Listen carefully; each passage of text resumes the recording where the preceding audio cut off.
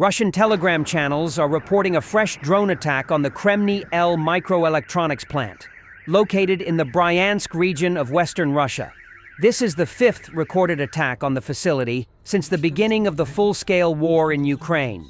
Kremniy plays a crucial role in Russia's defense sector, producing a wide range of microchips and electronic components used in strategic systems such as the Topol-M and Bulava intercontinental ballistic missiles, S-300 and S-400 air defense systems, Pantsir mobile air defense units, Iskander missiles, as well as radar, electronic warfare equipment, drones, and the onboard electronics of combat aircraft. Its repeated targeting underlines the importance of electronic manufacturing in Russia's military infrastructure. Past attacks on Kremniy, beginning in 2022, have sought to disrupt Russia's ability to maintain and develop advanced weaponry. These strikes form part of a broader campaign that has seen Ukrainian drones and sabotage teams focus on critical military-industrial sites across Russia. Facilities producing drones, missile components, and radar systems, including plants in regions like Tatarstan, Belgorod, and Moscow, have also been hit in recent months. In addition to strikes on Kremniy, major drone attacks have targeted sites like the Zagorsk optical mechanical plant near Moscow, a key producer of military optics and laser systems, and various drone assembly plants.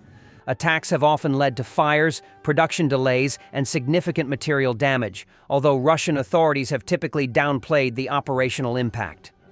Latest reported strike on Kremniy once again signals the vulnerability of Russia's military supply chain deep inside its own territory, and underscores the growing reach of Ukrainian or anti-Kremlin operations behind the front lines.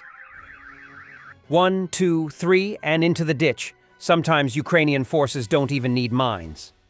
Using unprotected vehicles with weak or no armor is causing higher casualty rates for Russian forces in Ukraine, which is bad news given their already heavy losses.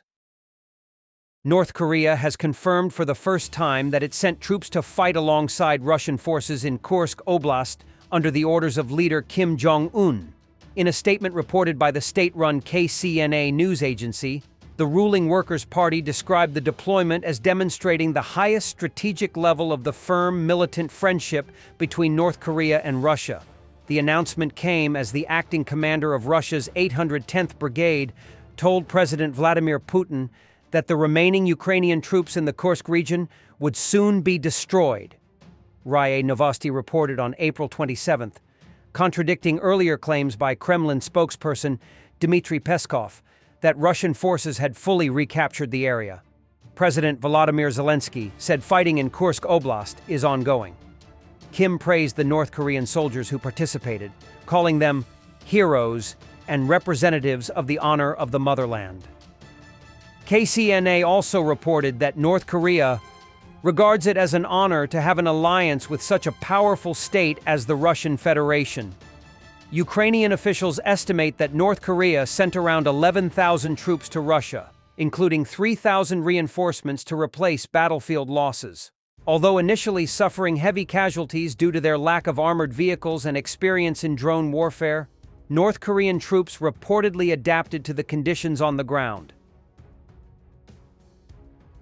On the Sumy front, Ukrainian forces destroyed Russian artillery, shelters, bunkers, mortar positions, vehicles, and personnel. Work by drone operators of the Prime Unit from the 5th Border Guard Detachment. Using advanced reconnaissance and strike drones, Ukrainian forces were able to pinpoint enemy targets and deliver rapid targeted attacks. Several Russian defensive positions were destroyed, significantly weakening their ability to hold territory in the area. Drone footage from the battlefield shows the effectiveness of Ukraine's small unit tactics and the increasing reliance on unmanned systems to outmaneuver and degrade Russian forces. The operation also highlights the growing role of Ukraine's border guard units, who are increasingly taking on frontline combat duties alongside regular army forces.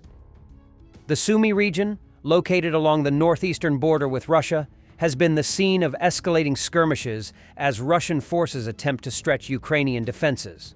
However, operations like this demonstrate that Ukrainian units remain agile, well-coordinated, and capable of striking back hard against advancing enemy troops. Glory to Ukrainian defenders! Всім привіт! Дякувати Богу, наступило 16 квітня. Дякувати хлопцям на передніх рубежах желізними яєдлами.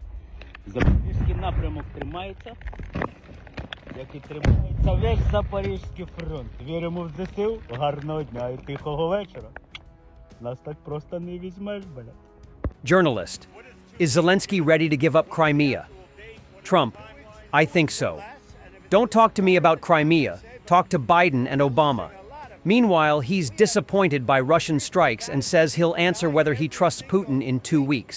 Putin, what is 2 weeks? Give us, what is the actual date? What is the timeline? 2 weeks or less, and if it's a little more at the time, I say, but, you know, they're losing a lot of people.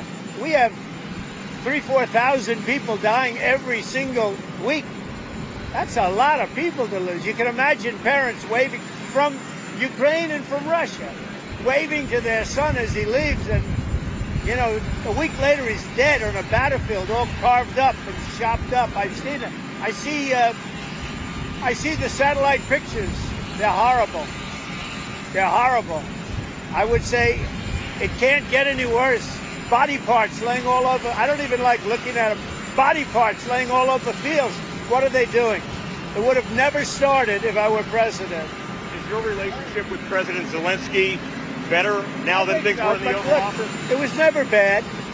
We had a little dispute because I disagreed with something he said, and the cameras were rolling, and that was okay with me. But we had a dispute. But look, he's in a tough situation, a very tough situation. He's fighting a much bigger force, much bigger, and that force has not been very distinguished. You know, it's been a lot tougher than they thought, but it helped them when we gave them $350 billion worth of weapons or cash. Is Zelensky ready to give up Crimea, do you think, Mr. President? Oh, I think so, yeah. Look, Crimea was 12 years ago. That was President Obama. They gave it up without a shot being fired. So don't talk to me about Crimea. Talk to Obama and Biden about Crimea. I was just wondering what Zelensky thought. And remember, this is Biden's war. This isn't Trump's war. I came in to try and solve a problem. And the problem is so many people are being killed. Ukraine has already secured $50 billion in income from frozen Russian assets, Prime Minister Shmyhal says. Funds are used for budget, military needs, and rapid recovery. Full confiscation remains the goal, plus a proposed tariff on Russian imports to fund Ukraine's rebuild. Thanks for watching, and don't forget to subscribe. Also, if you want to support Warthog Defense, please become our member and get early access to new videos, exclusive members-only videos, and become administrator in comment section. The membership link is in the description. Rescues every day. We had a guy last week, it's 6 rescues in 6 days. You know, he's doing the job every day.